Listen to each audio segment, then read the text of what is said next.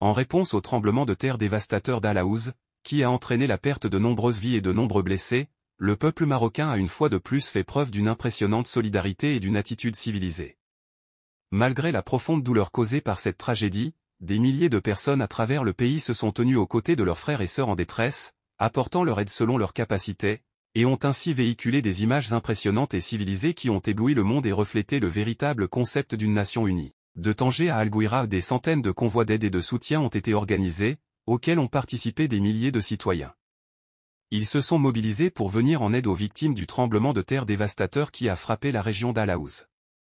Des centaines de tonnes de denrées alimentaires de base, de fournitures, de couvertures, de matelas, de vêtements et d'autres articles nécessaires ont été collectés pour répondre aux besoins urgents lors de cette calamité douloureuse.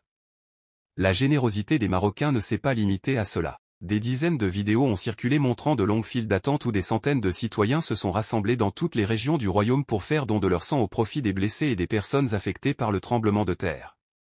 Cette réaction n'est pas étonnante pour un peuple aussi noble que le peuple marocain, qui a maintes fois démontré sa générosité et son sens de l'entraide.